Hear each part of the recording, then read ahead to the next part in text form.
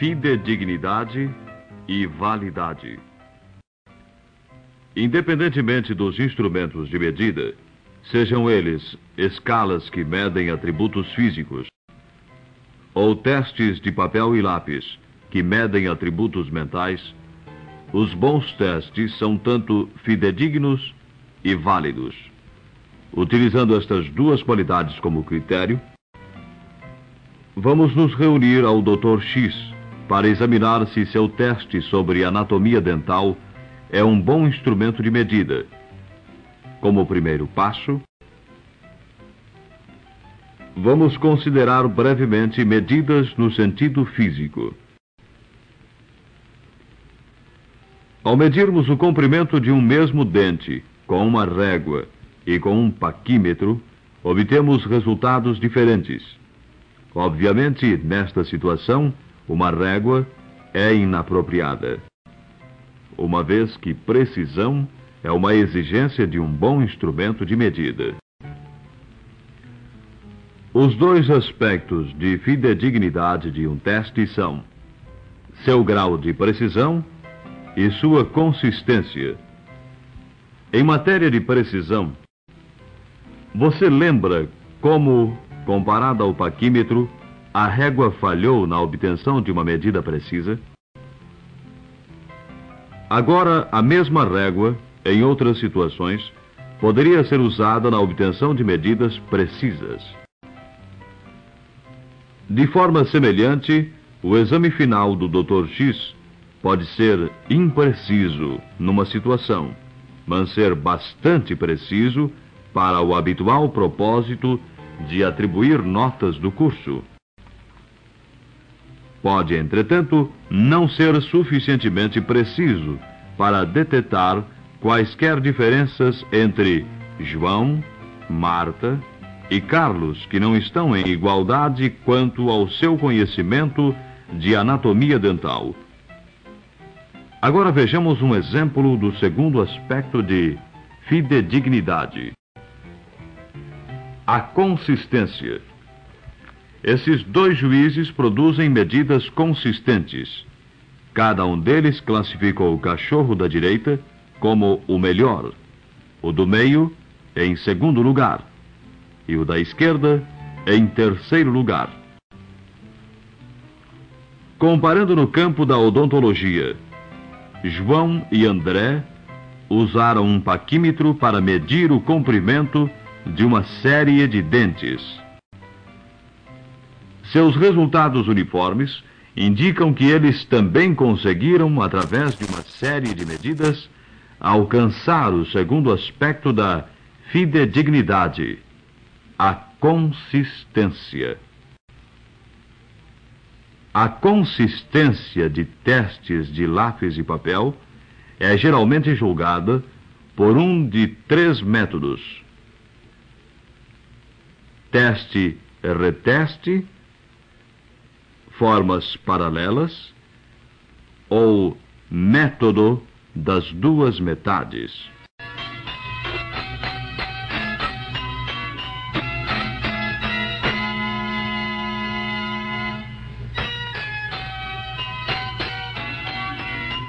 O primeiro, chamado método de teste-reteste, fornece uma avaliação baseada na possibilidade do teste produzir resultados consistentes em duas ocasiões diferentes. Neste método, um teste é administrado a uma classe num primeiro encontro e uma semana posterior, num segundo encontro, o mesmo teste é administrado de novo à classe. Resultados como estes, com a maioria dos estudantes alcançando scores mais altos num segundo encontro, são típicos, uma vez que os estudantes lembrarão muitas das respostas das perguntas do primeiro encontro. As classificações atribuídas a cada estudante representam seus desempenhos comparados ao resto da classe. Observe que, embora os scores na maioria dos estudantes tenha aumentado no segundo encontro, estes não afetaram acentuadamente suas classificações. Evidência da consistência do teste.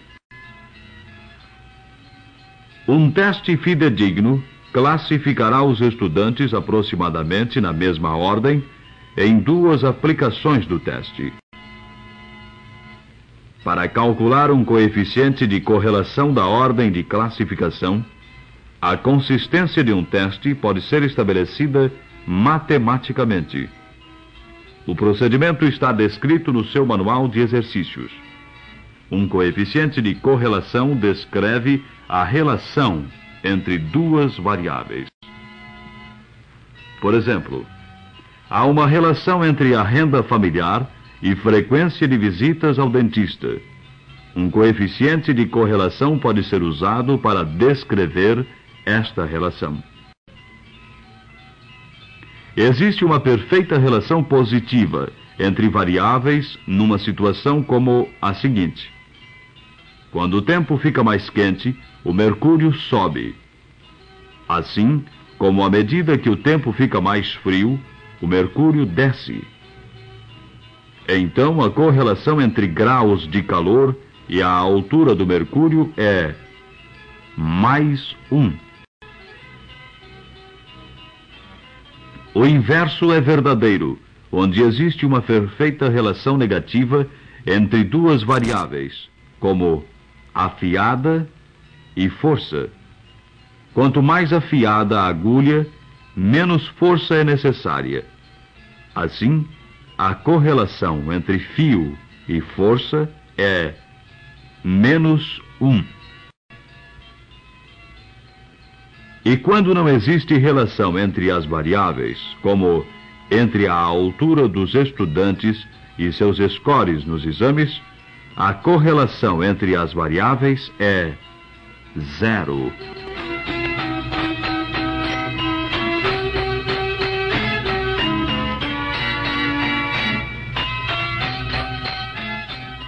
Sumarizando. O coeficiente de correlação mede a relação entre dois conjuntos de medidas. Numa perfeita relação positiva entre dois conjuntos de medidas, a correlação é igual a +1.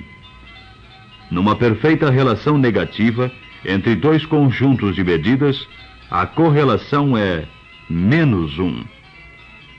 Quando não há relação entre dois conjuntos de medidas, a relação é igual a 0. Vejamos mais uma vez os resultados do exame dos estudantes do Dr. X. Você pensa que houve uma alta correlação entre as classificações dos estudantes nas duas oportunidades de teste? Se você pensou que houve uma alta correlação positiva, você está certo. De fato, a correlação da ordem de classificação foi mais 0,80. Você poderia ter predito uma alta correlação ao observar que as classificações dos estudantes no segundo encontro eram aproximadas às suas classificações no primeiro encontro. Falando em termos gerais, a fidedignidade de um teste de sala de aula deve ser 0,60, ou melhor. A fidedignidade de um teste estandartizado, feito por profissionais, deveria ser habitualmente 0,80, ou melhor. O método de teste-reteste para determinar a fidedignidade de um teste tem um grande inconveniente. O professor acha tedioso administrar o mesmo teste à sua classe em duas ocasiões diversas. O Dr. X, então, decidiu tentar o método de formas paralelas. No outro semestre, ele construiu 2 testes com o mesmo nível de dificuldade, o mesmo número de itens e cobrindo a mesma área de conteúdo. Ele administrou ambos os testes paralelos à sua classe durante o mesmo período. Aos testes completados, foram dados graus. E depois, enviados ao centro de computação para processamento para determinar suas correlações. Em poucas palavras, a fidedignidade do teste paralelo é descrita como a correlação entre duas formas essencialmente equivalentes ou paralelas do mesmo teste.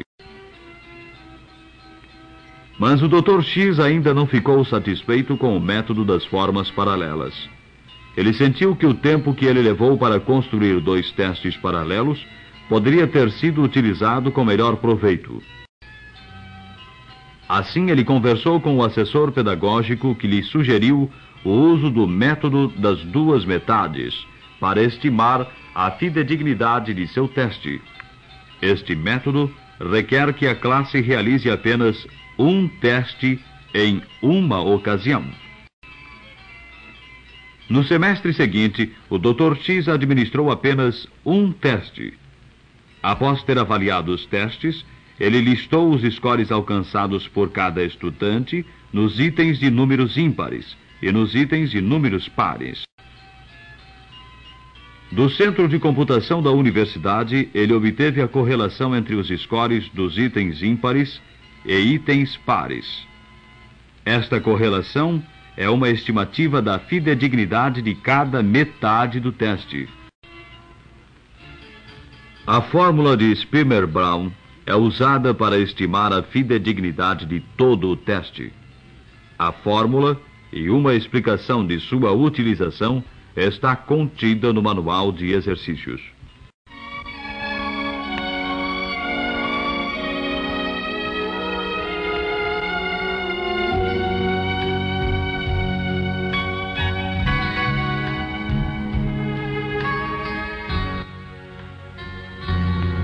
Em síntese, a fidedignidade do teste pode ser calculada por um dos 3 métodos: teste-reteste, formas paralelas e o método das 2 metades.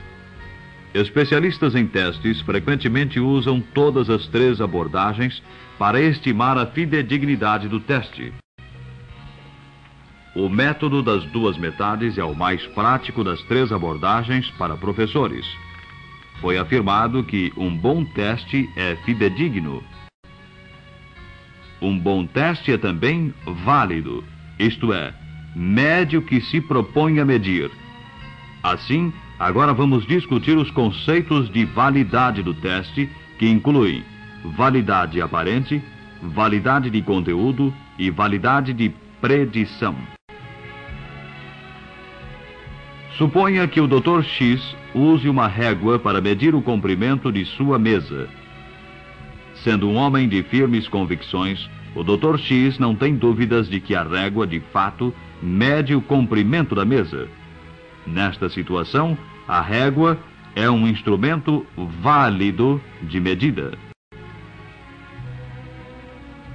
Uma sonda periodontal pode ser usada para obter medidas válidas de profundidade de bolsa. Reforçando, o instrumento de mensuração é válido se ele faz o que se propõe a fazer. É fácil determinar que réguas e sondas periodontais são utilizadas para medir. O problema de validade surge quando utilizamos testes de papel e lápis.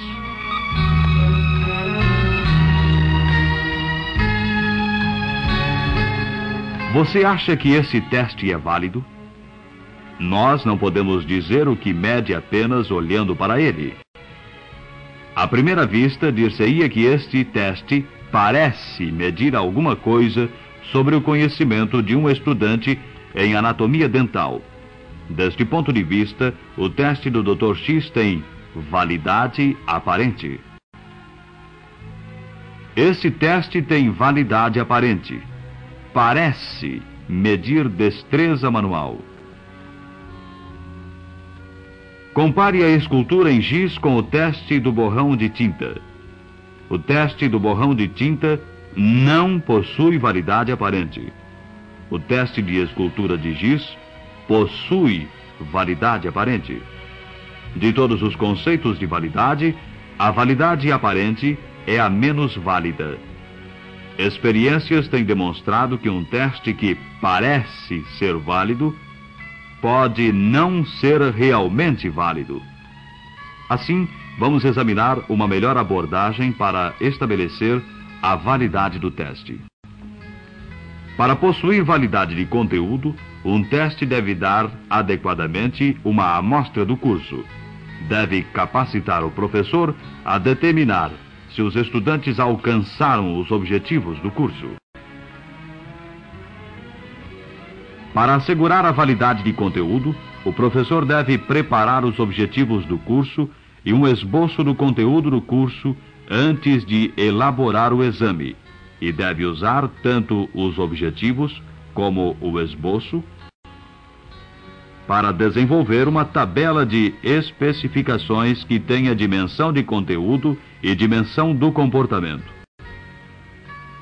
Por exemplo, em um teste, um professor queria cobrir duas áreas do conteúdo: incisivos centrais e caninos. O comportamento que ele estava interessado em avaliar era a habilidade do estudante de lembrar, de compreender e de fazer recomendações. O professor formulou 3 questões sobre incisivos centrais que testaram a lembrança de fatos do estudante.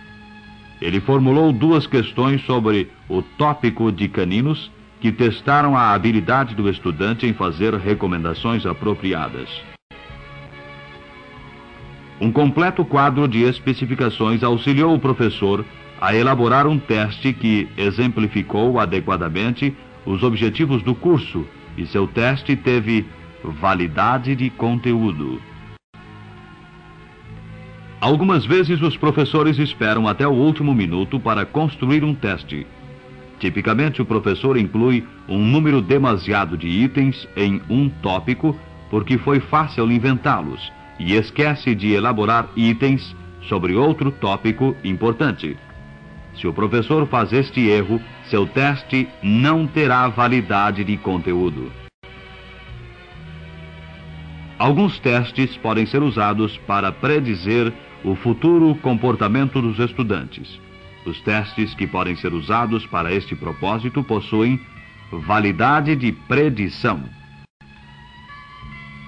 Há 2 anos, o Dr. X administrou um teste em anatomia dental. Posteriormente, a classe realizou os exames do National Board. Há uma correlação positiva entre o desempenho nos 2 testes. Isto significa que o teste do Dr. X tinha validade de predição. Habitualmente, não se espera que um teste de sala de aula tenha validade de predição. Comparações das primeiras tentativas em restaurações de amálgama poderiam auxiliar na predição de quais alunos seriam melhores dentistas. Um teste que pode predizer um desempenho futuro possui validade de predição.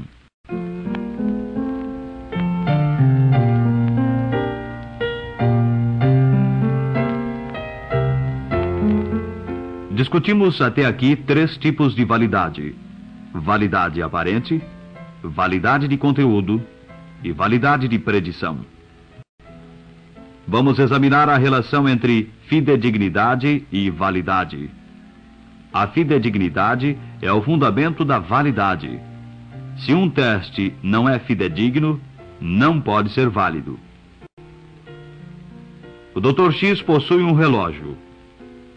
Algumas vezes ele adianta, outras vezes ele atrasa.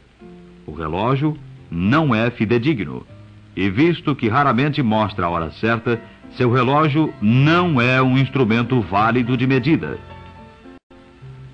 Qualquer estratégia de mensuração pode ser fidedigna sem ser válida. Pode produzir medidas consistentes, mas não medir o que se propõe a medir.